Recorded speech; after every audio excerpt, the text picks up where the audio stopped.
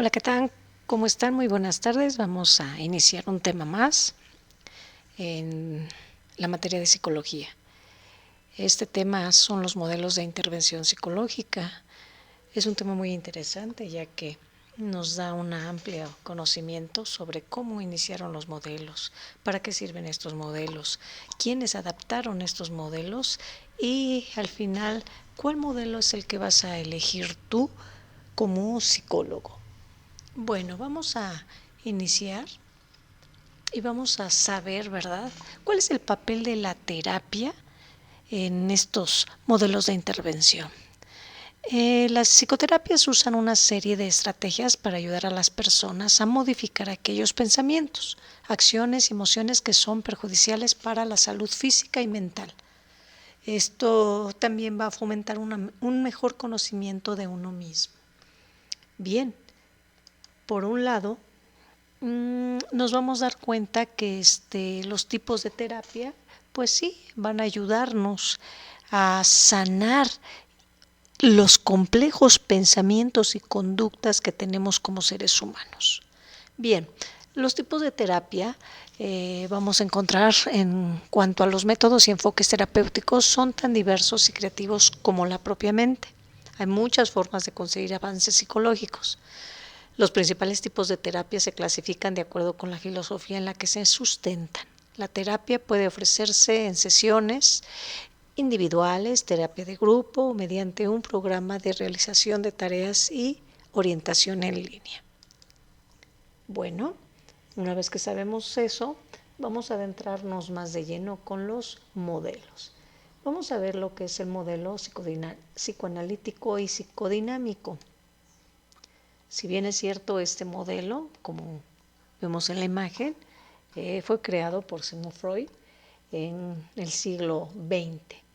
Este neurólogo austriaco empezó a sentar las bases del psicoanálisis.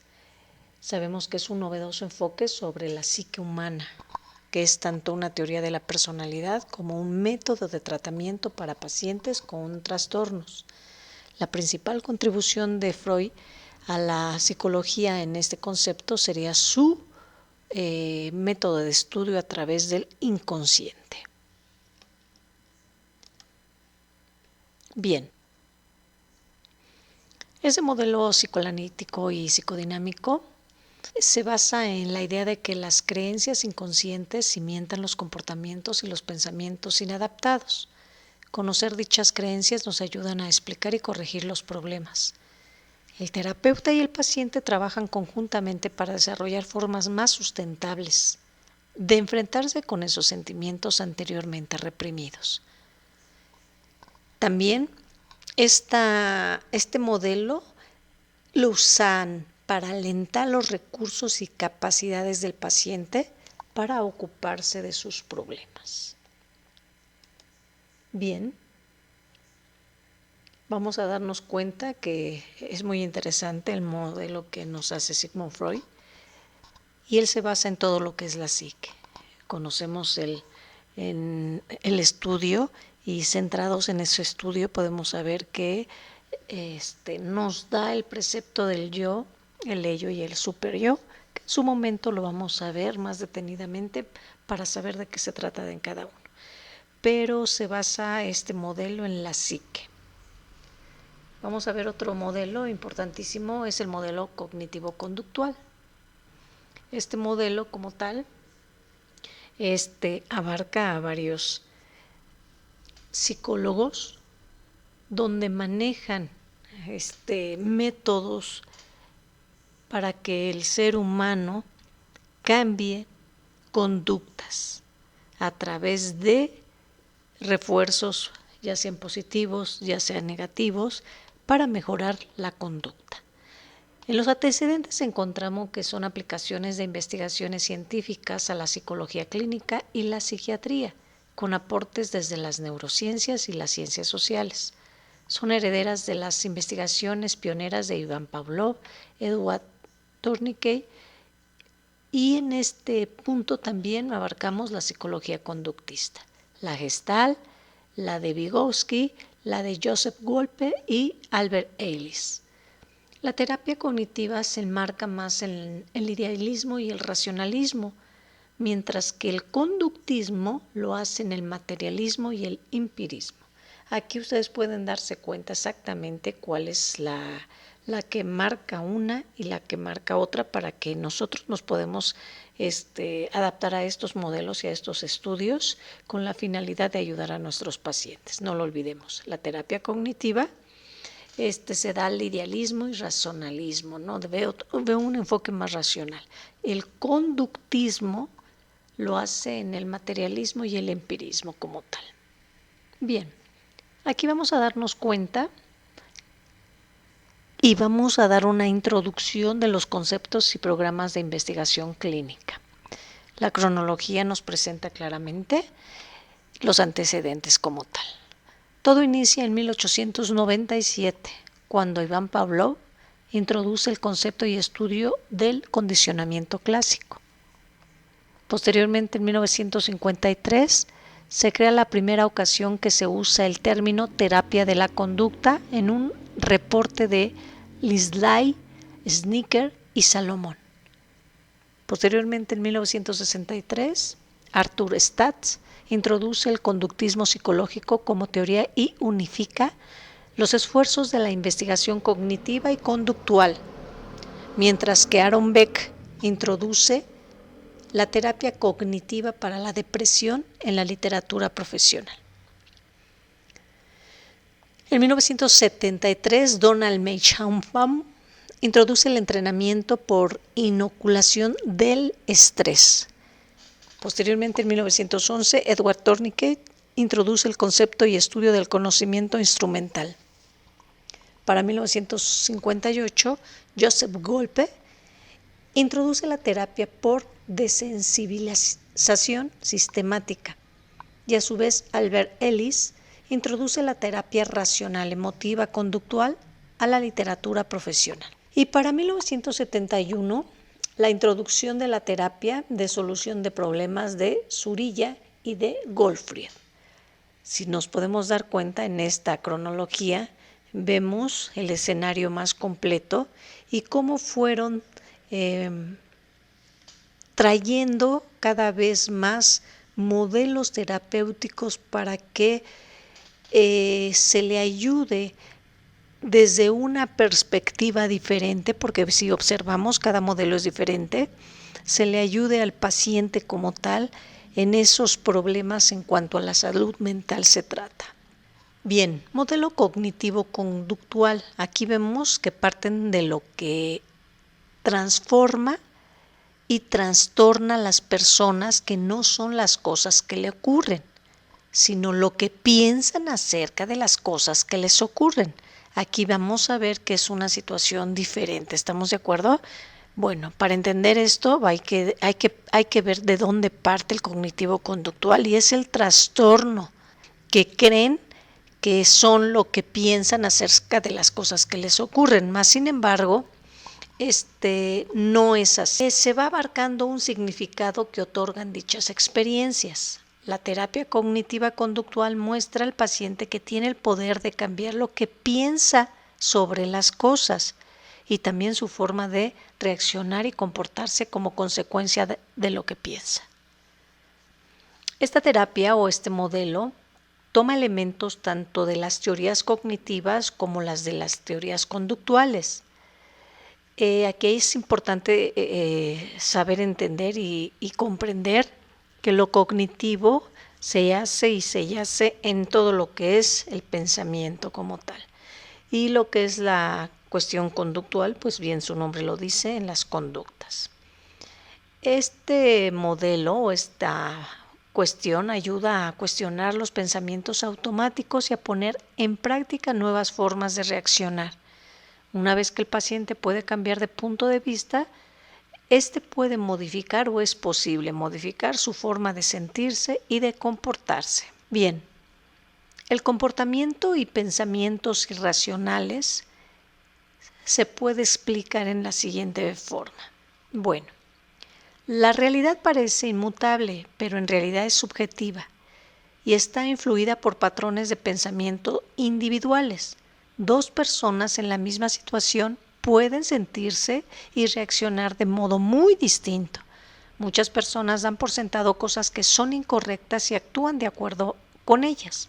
La terapia ayuda a cuestionarse esas cosas. Bien, vamos a ver el punto A y el punto B. El punto A nos dice que es sociable, competente y segura de sí misma, con una red social fuerte. El personaje o sujeto del punto B nos dice que es inseguro, tímido y con baja autoestima, con una red de apoyo deficiente. Aquí el panorama ya está de alguna otra manera planteado. Esta parte nos dice claramente, ¿no? El sujeto A es sociable y seguro de sí mismo. El sujeto B es inseguro, baja autoestima. Bueno, vamos a ver qué pasa con los estímulos en la cuestión emocional. Dos amigos, el A y el B, se enteran que una amiga en común va a dar una fiesta, pero no los invitó, a pesar de que los estímulos emocionales son idénticos. A y B procesan la información de modo muy distinto de acuerdo a sus patrones cognitivos. El sujeto A analiza las posibilidades racionales de que por no haber sido invitada, se pregunta diplomáticamente a su amiga, mientras que B llega automáticamente a la conclusión de que ha sido excluido de manera deliberada. Ya vemos dos puntos de vista muy conductuales como tal en cuanto a lo que refieren a través de estos estímulos. Bueno, vamos a encontrar los pensamientos racionales. Error técnico. Tal vez se le perdió la invitación, según el sujeto A. Ámbito de trabajo. Quizá es una fiesta con sus compañeros de trabajo. Sigue aportando el sujeto A. Lista de invitados limitada. Bueno, pues tal vez es solo una pequeña reunión de viejos amigos. Ahora vamos a ver lo que nos expone a través de los pensamientos irracionales el sujeto B. Sentimientos personales negativos.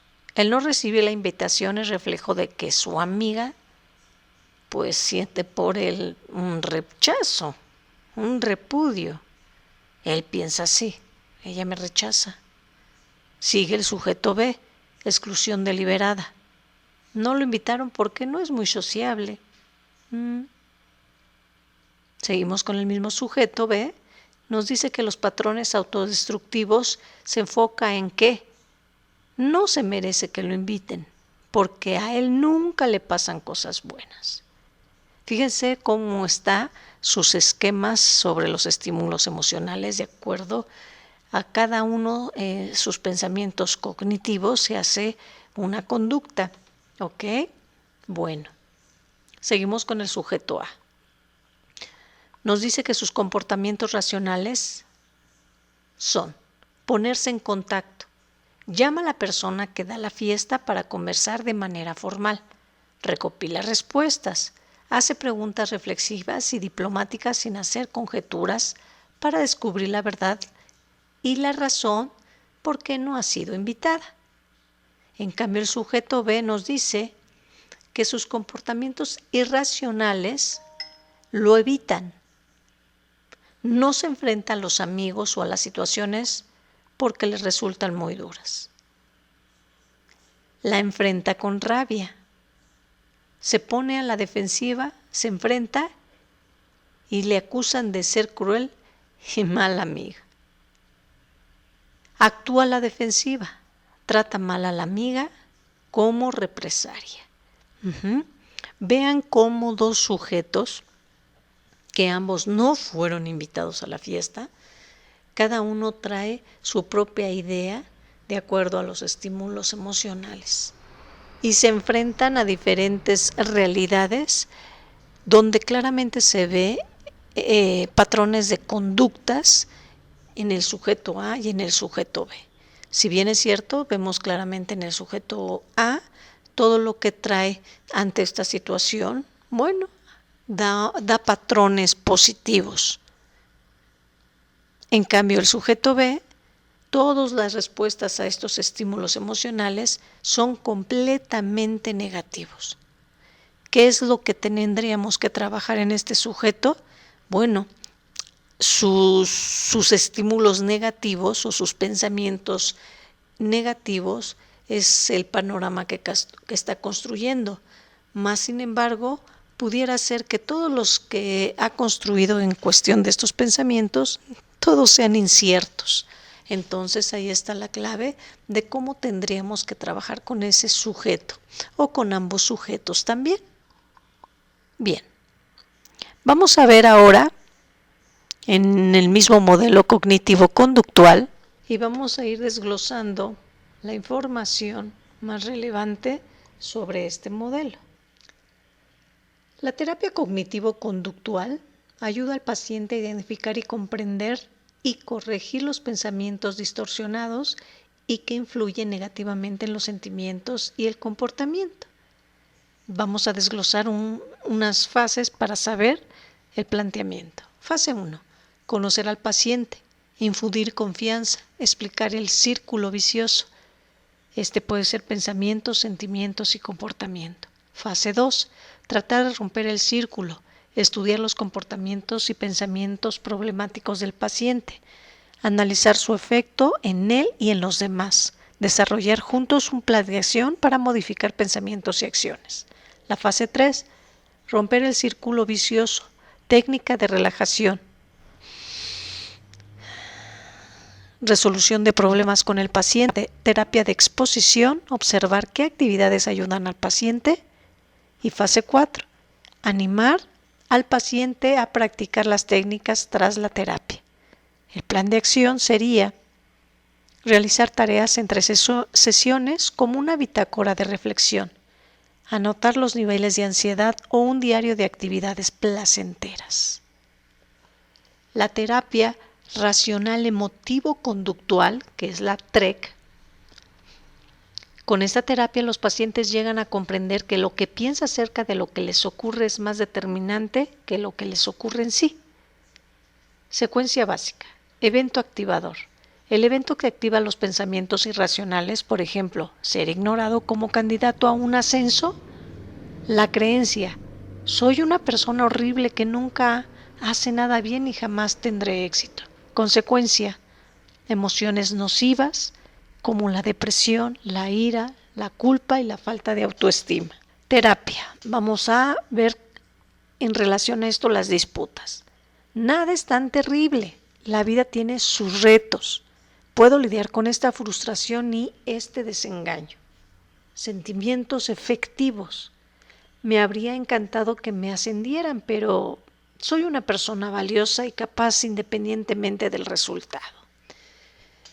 En ambas terapias, si bien es cierto, para ayudar al paciente tenemos que saber e identificar y comprender por qué ocurren estos sentimientos y el comportamiento. Y por qué estos pensamientos cree el sujeto que son determinantes. Cuando, si bien es cierto, en este tipo de terapias se puede modificar la conducta.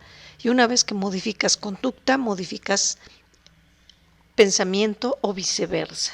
Entonces, ¿qué quiere decir? Que al final de cuentas la terapia racional emotivo-conductual, la TRE, bueno, vamos a ir trabajando exactamente estas secuencias de pensamientos para que a través de modelos conductuales construyamos un nuevo pensamiento que le dé a esta persona o a estos sujetos una conducta o un resultado diferente y motivador. Ahora sí, vamos a seguir con otro tipo de terapia muy importante también, las terapias humanistas y existenciales. En este contexto de terapias humanistas tenemos como antecedentes, antes de que se desarrollara el humanismo a mediados del siglo XX, los problemas psicológicos se consideraban defectos que requerían un tratamiento psicoanalítico o conductual intensivo. Las teorías psicológicas Se centraban en la medición del comportamiento y estudios estadísticos que servían para evaluar y clasificar a la gente. Las terapias humanistas se basan en el supuesto de que tenemos libertad y responsabilidad para controlar nuestras propias conductas. ¿En qué podemos reflexionar sobre nuestros problemas, adoptar decisiones y realizar acciones positivas? Los terapeutas humanistas piensan que el paciente debe adoptar la mayor parte de la responsabilidad en la orientación de la terapia y que el terapeuta únicamente actúa como un consejero y guía, aunque las diversas versiones tienen pequeñas diferencias de detalle en cuanto a su núcleo central. Este siempre es ampliar la conciencia del paciente. Si lo vemos de alguna otra forma, pues sí, es muy interesante este tipo de terapia humanista y claramente nos da el enfoque como tal de debe de centrarse la conducta en él y su realidad. Bueno, este modelo humanista existencial tenemos a la terapia centrada en el cliente de Carl Rogers. En la psicoterapia centrada en el cliente, la relación comprensiva entre este y el terapeuta hace aquel que crea en sí mismo, tenga confianza y crezca a nivel personal. Sostiene que todo el mundo posee los recursos necesarios para adquirir conocimientos, experimentar un crecimiento personal y cambiar la actitud y el comportamiento para alcanzar el máximo potencial. ¿Cuál sería? La realización personal. Vamos a encontrar también una muy importante que es la terapia de la Gestalt. Aquí nos dice que esta terapia dinámica y espontánea fue desarrollada para enseñar al paciente a reconocer los procesos corporales y las emociones que había estado bloqueando para que no penetren en la conciencia. El objetivo principal de la terapia de la Gestalt es incrementar el autoconocimiento y la autoaceptación. Si estamos viendo estos dos enfoques, sí, pues son diferentes. Más sin embargo, la Gestalt como la humanista debemos de enfocar al paciente en su realidad, que se centre en la cuestión del por qué te está pasando esta conducta, esta es tu realidad, se puede cambiar y trabajar en esto y vamos a darle ese acompañamiento y ese enfoque para que pueda sentir una plena confianza en él mismo y pueda cambiar su conducta. Los procesos de la psicoterapia. Bueno, ¿qué nos dice aquí? Es muy interesante saber todos los procesos que tenemos que tener todos los psicólogos en estas terapias como tal, en estos procesos para saber cómo manejarlos. Bueno, tenemos el rapport como número 1 y es establecer un rapport en el terapeuta, un interés cálido y en el cliente una confianza básica. Ante todo, y se debe de comenzar con ese rapport, ese te escucho, te entiendo, te comprendo, soy empático contigo como cliente, para que una vez que yo empatice contigo, tú tengas toda la confianza de platicar tus problemas. El número 2, desahogo emocional. Nos abarca el desahogo emocional en el cliente, que expresa sus sentimientos ayudado por las técnicas catárticas. 3, reconocimiento. Reconocimiento y aceptación de su self espontáneo. Esta es algo mucho más emocional y afectivo. 4, toma de decisiones. La toma de decisiones responsables por parte del cliente sin sentirse dirigido por el terapeuta. Tenemos que saber que no debemos de interrumpir al paciente. Tenemos que saber que él tiene en este momento toda la estructura, la comprensión para sentirse escuchado. Y que nosotros, los psicólogos, no podemos interrumpirlo de ninguna manera. Y si se da una pausa, nosotros también adentrarnos a esa pausa. Y que si el paciente nos hace una pregunta, nosotros no desviarnos de ese tema que él está exponiendo. Al contrario, respetar esas pautas y adentrarnos a esa pregunta sin cambiar el punto o método del tema que nos está exponiendo el paciente. 5. Aumentar el instinct. Al final del proceso, el terapeuta puede aumentar los insights de su cliente, dándole algunas interpretaciones. Aquí ya vemos algo muy importante. Al final del proceso, el terapeuta puede aumentar los insights. ¿Estamos de acuerdo? Jamás podemos interrumpirlo a él. Ya observando que él ha podido, a través de la confianza, darnos su contexto conductual, nosotros ahí podemos de algún enfoque darle lo que es en el aumento del insight. También podemos encontrar en el número 6 la validez del insight, que ésta se funda en una aceptación emocional y la interpretación es admisible cuando el cliente la acepta. 7. El crecimiento. Última etapa del proceso, el crecimiento en independencia del cliente ayudado por el terapeuta. ¿Ok?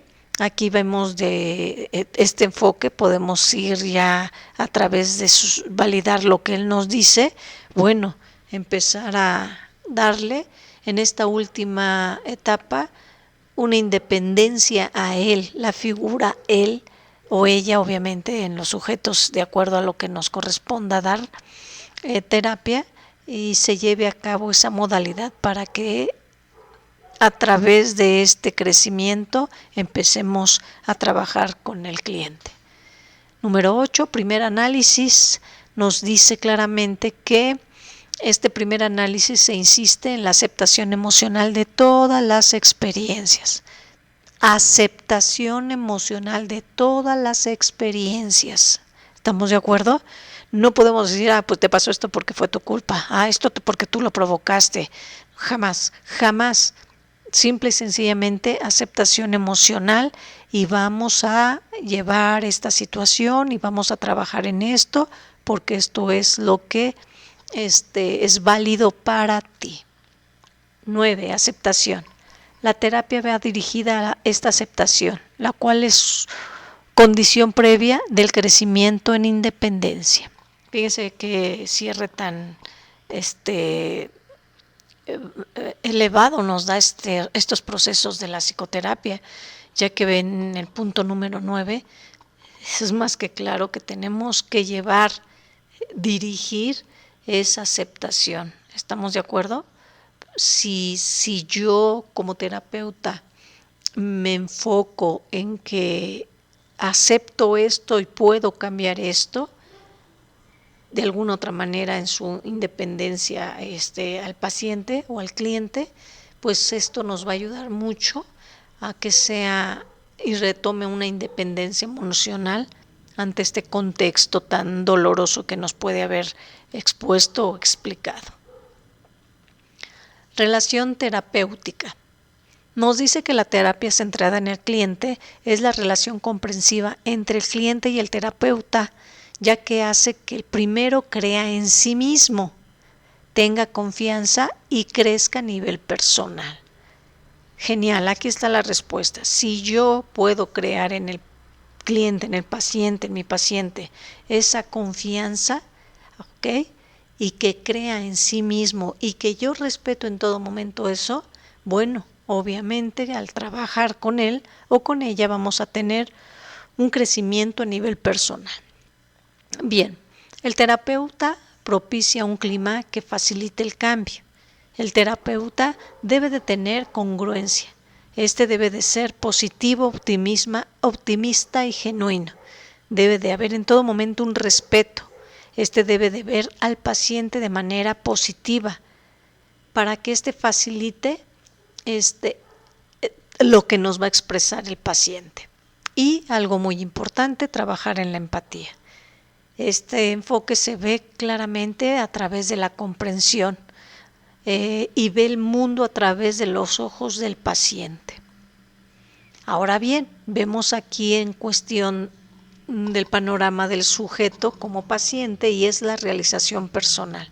El paciente usa su capacidad innata y su deseo de cambiar y de crecer personalmente. Si bien es cierto, todo paciente que puede llegar a nosotros es porque trae problemas que le lastiman o hay conductas que ya no quiere porque encuentra o se está dando cuenta que en esas conductas pues no deja nada positivo. Y ese enfoque para nosotros debemos de tener mucho respeto, mucha congruencia y mucha empatía. ¿Por qué? Porque una vez que el paciente crea en nosotros, en ese momento él va a aceptar esa ayuda y ese cambio a nivel personal. Ahora bien, relación terapéutica entre lo que es la terapia de la Gestalt. Esta nos dice que libera al paciente y le ayuda a ser más consciente de sus pensamientos, sentimientos y comportamientos y de su influencia en el entorno. Aquí vemos la representación lleva la concienciación. Técnica de la silla vacía. Nos dice que el paciente se dirige a la silla como si fuera alguien importante en su vida y luego se intercambian los papeles para poder entender la opinión contraria. Expresar sentimientos y emociones hace que nos conozcamos mejor. Les comento que esta técnica de la silla vacía es importante utilizarla en la terapia de la Gestalt, pero debemos de conocerla claramente cómo se utiliza esta nueva técnica o esta técnica para que los resultados con mi paciente sean positivos y tenga un verdadero crecimiento profesional. Bueno, y vamos a ver la última terapia, que es la sistémica. En esta terapia podemos encontrar también a varios autores, no menos importante o más importante que los otros, ya que todos a través de su enfoque o de su modelo que nos hayan dado a través de sus investigaciones, pues son muy interesantes. En los antecedentes de los modelos de intervención sistémica encontramos la década de los 60. Esta se caracterizó por la consolidación en el campo de la psicología de diversos modelos o escuelas basados en el enfoque sistémico. Así, Bateson, Jackson, Walkland y Watzlawick trabajaron en el modelo interaccional. Haley trabajó en el modelo estratégico y Munich desarrolló el modelo estructural. Algunos investigadores europeos a finales de la década de los 60 se incorporaron al trabajo de terapia familiar y sistémica y desarrollaron modelos como el de Milán y el de Roma. El modelo estructural sistémico tiene como principal representante a Salvador Minucci y surgió a finales de la década de los 60 como un intento de explicar la relación entre el individuo y su contexto familiar. Bien, aquí nos podemos dar cuenta de este enfoque y nos dice que su papel en cuanto a esta terapia sistémica en el campo de la psicología o estos nuevos modelos en cuanto a este tipo de terapia, bueno, pues su enfoque como tal es la relación entre individuo y el contexto familiar. Cuéntame qué pasó o qué te pasó o cómo viviste este cumpleaños. Porque este cumpleaños me doy cuenta que detona absolutamente tu forma de ser actual. ¿Estamos de acuerdo? Entonces, si nosotros nos damos cuenta, pues este tipo de terapia sistémica, el enfoque y relación de este enfoque se encuentra exactamente en lo que es el paciente y el entorno familiar. Bueno, hasta aquí vamos a dejar este tema que es muy interesante. Posteriormente vamos a enfocarnos a cada uno para darle una observación muchísimo más amplia y tener otros puntos muchísimo más elevados para saber qué tipo de terapia vas a trabajar tú, qué tipo de modelo se te hace más cómodo para cada tipo de paciente. Los dejo, que pasen bonita tarde, cuídense mucho.